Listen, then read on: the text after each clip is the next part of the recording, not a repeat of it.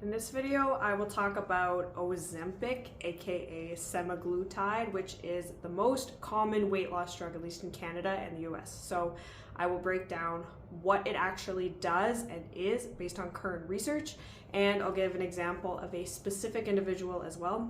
Honestly, I just want to make fat loss super simple and doable for people, so that's the angle I'm coming at this video with, and hopefully it provides some clarity.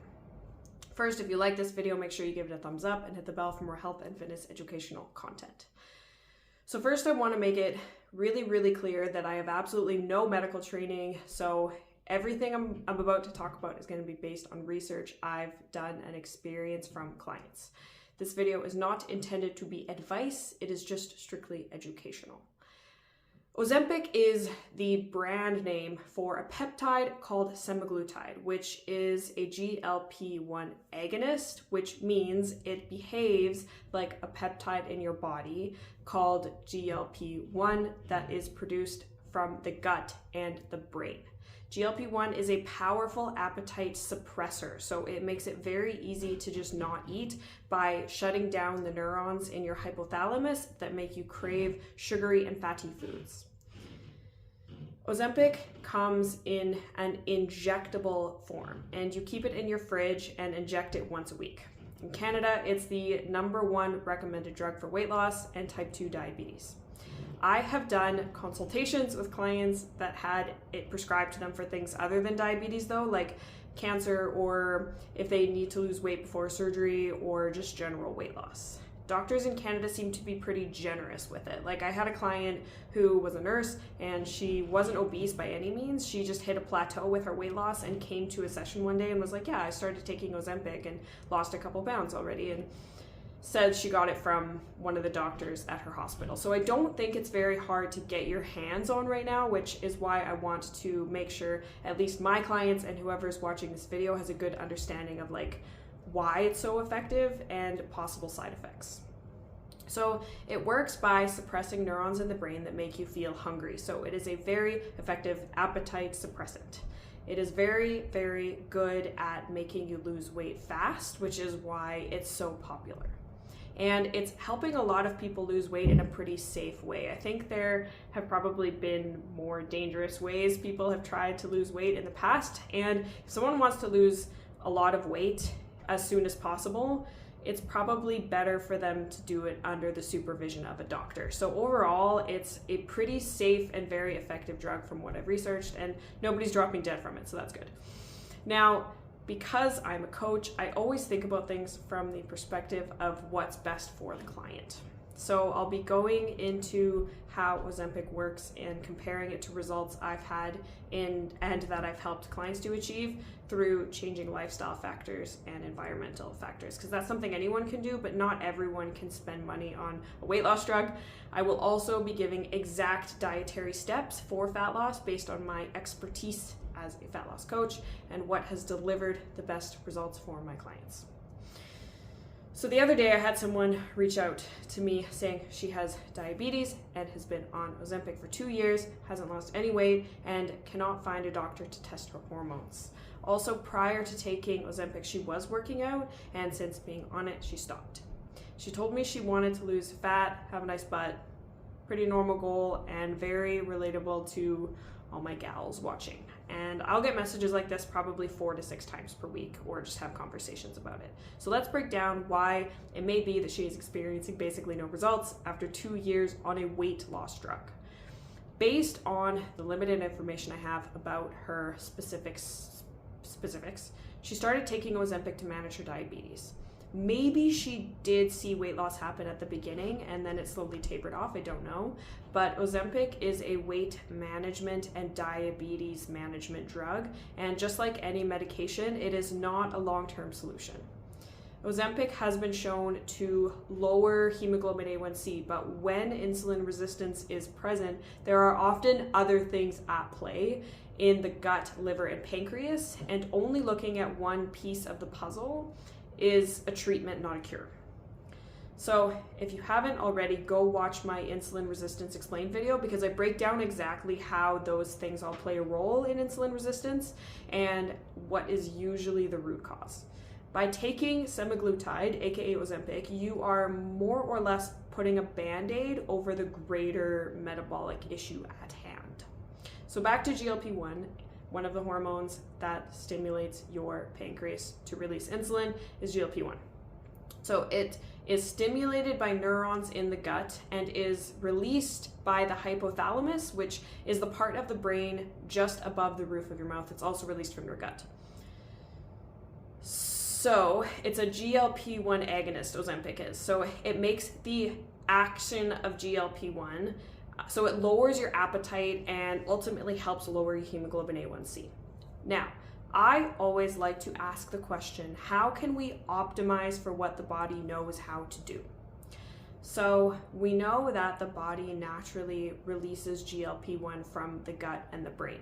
So for a root cause approach, you always want to be questioning, what am I doing that could be keeping my body from doing what it knows how to do?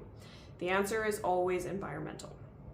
If you watch my Insulin Resistance Explained video, you'll learn that the way you reverse insulin resistance is by focusing on the health of the liver, not the unnatural upregulation of other hormones like GLP-1.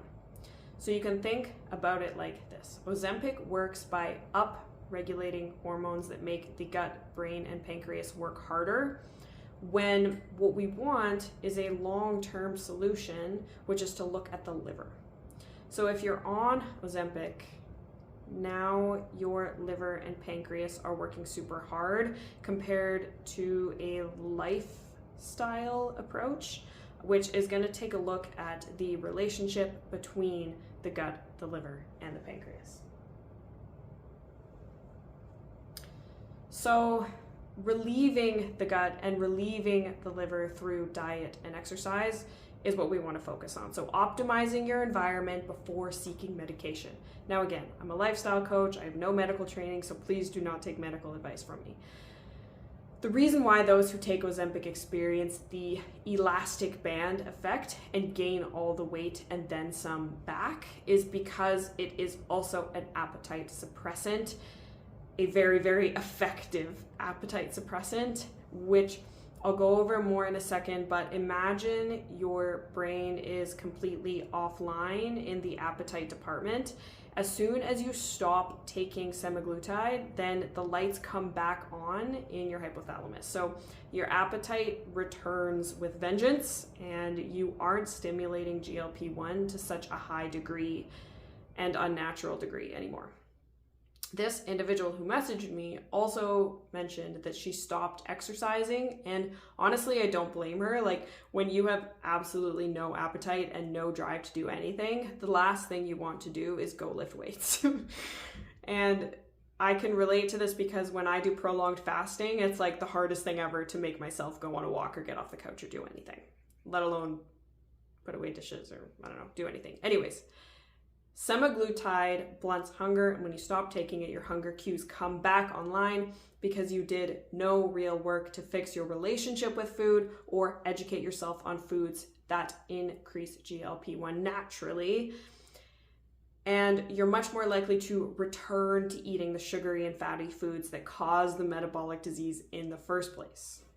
Semaglutide is a dose-dependent drug. So the more you take, the less hungry you feel. And right now the recommended dose is as high as 2 milligrams per week, which is also very stressful to the gastrointestinal tract. So your gut is very likely going to react very strongly to the sudden increase in sugary and fatty foods in a very unpleasant way.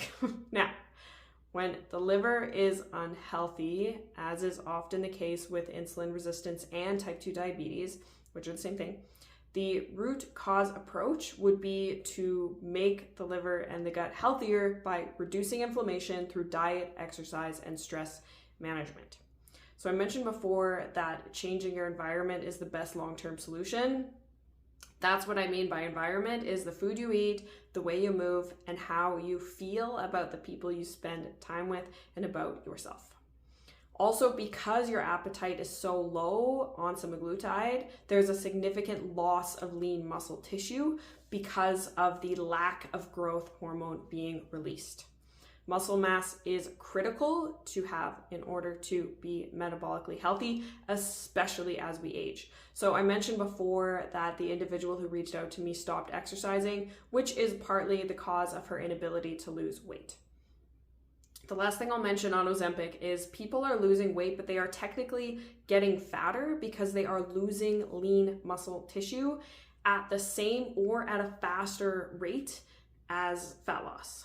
So if someone is 200 pounds and 40% body fat and they lose 20 pounds on Ozempic, they may end up being 180 pounds, but 43% body fat. So they are lighter, but 3% more body fat. To become metabolically healthy, you want less fat and more skeletal muscle. When you lose weight and most of it is muscle and water, we refer to that as skinny fat because you end up being a higher percentage body fat. Also, the companies that fund the Ozempic studies do not fund DEXA scans, which are body composition tests. So yes, they lose 20 pounds, but the body composition went in the wrong direction. Now, this doesn't mean that Ozempic isn't effective for people who are morbidly obese and need to get their foot in the door. Like if you're more than 50% body fat and you're achy all over, then sometimes you just need to do what you need to do. I'm not going to sit here and advocate for a drug that I very clearly think people should do what they can to avoid. But again, I have zero medical training, so do not take medical advice from me. To improve metabolic health, however, you want to preserve and gain lean muscle and decrease visceral adipose tissue, aka fat around the abdominal organs. Now, we will get into how to mimic what Ozempic does through diet. When I'm educating people on diet in the context of weight loss, I always compare a diet to what your body perceives as famine. When you don't eat, your body perceives famine and is going to use whatever energy it has stored and hold on to what it needs to based on what it thinks is necessary to survive. That's why in the fitness and dieting world, there are periods of time where you eat in a caloric deficit and a period of time where you eat in a caloric surplus. Because the longer you eat in a deficit, the more likely you are to hit a plateau due to the body wanting to store what it has as a protective measure. So extreme dieting does not work long term because your body will not easily let go of stored fat.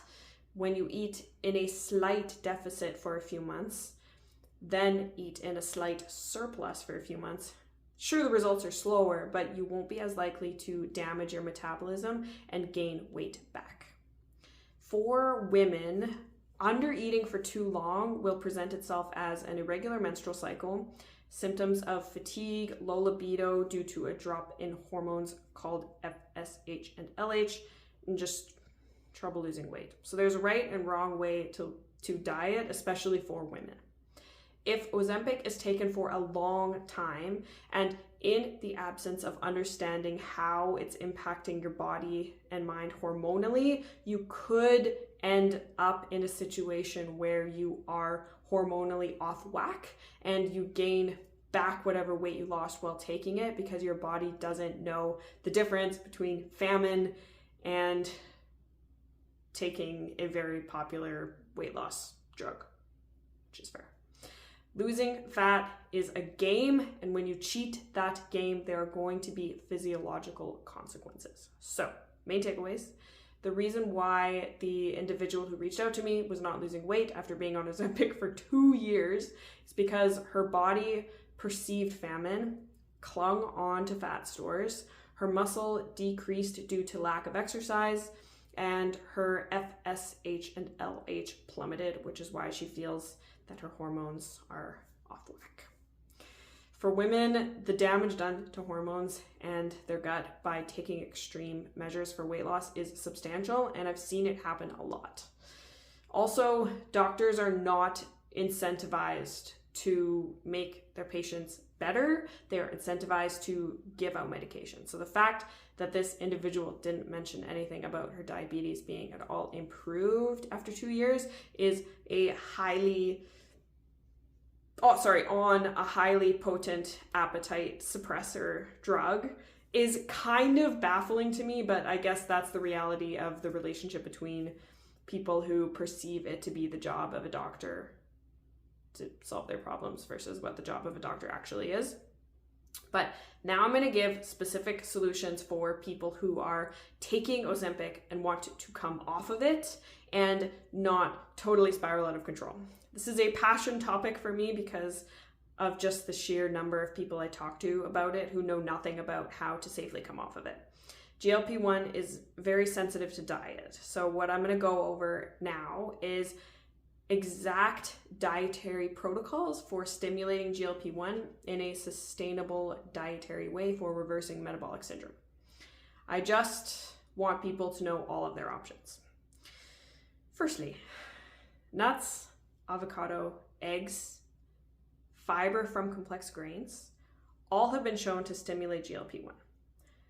Yerba mate tea as well is very good at lowering appetite by stimulating GLP-1. In a calorie-controlled context, so in moderation, these foods stimulate GLP-1 and are usually tolerated well by the gut, and they will be satiating, therefore helping curb your appetite in a calorie deficit. With complex grains, make sure you get organic because every grain and wheat in Canada and the US is sprayed with folic acid, which 44 to 60% of people can't methylate properly. So again, nuts, avocado, eggs, organic, complex grains, and yerba mate tea. The ketogenic diet is also generally pretty effective for diabetes reversal. I would highly recommend doing the keto diet cyclically to ensure your mitochondria is good at using carbs and fatty acids equally instead of one or the other. In order to heal the metabolism, we want to be metabolically flexible, so eating keto all the time may not get you where you want to be long term. I have seen people lose a ton of weight on keto and then gain it all back because in order to be metabolically flexible, you want periods of eating carbs and periods of not eating carbs. There are also other ways of being metabolically flexible, like building muscle, fasting, cold exposure, sauna, and other hormetic stressors. So, main takeaways for types of foods to be eating to stimulate GLP-1 and reverse diabetes include nuts, avocado, eggs, complex organic grains, and yerba mate tea. So we talked about type. Now we will talk about calories, so energy. If your goal is fat loss, the most effective thing you can do is eat in a caloric deficit and aim for 35 to 40% protein. So the easiest way to figure this out is your body weight times 10 for daily calories and your goal body weight in grams of protein per day. So if Sally is 180 pounds, 180 times 10 would be 1,800 calories per day. And if her goal body weight is 150, then her daily protein goal is 150 grams. If you do that and move more, so increase daily steps, go to the gym, do yoga, whatever, I promise you, you will lose fat. Now, if your goal is to reverse diabetes, PCOS, heal your liver, insert whatever metabolic condition you have, honestly, eating a diet high in nuts, avocado, eggs, fiber, and doing the 35 to 40% protein rule and just going on more walks will help pretty substantially. Like, I don't think I have ever worked with a client who didn't see fat loss results by just increasing protein, decreasing junk food, moving more. Like, this isn't complicated at all, and I just hope that I'm making it seem simple. So, the solution to metabolic syndrome, in most cases, in my opinion, is a lifestyle approach to weight loss that is maybe a bit more gradual, but is more gentle on the mind, body, and spirit. When I'm speaking to anybody with a goal of weight loss, I'm always careful in how I communicate because I never want to get into the weeds of promising specific weight loss results when what I really care about for that individual is changing their view of themselves from fat and ugly to valuable, regardless of what they look like. So if you want results fast, take a drug. If you want a better relationship with yourself, change your lifestyle. Thank you so much for watching. If you like this video, give it a thumbs up and let me know in the comments what resonated with you. Also, make sure you hit the bell for more health and fitness educational content. Until then, remember that you have the power to change any aspect of your life, especially your health.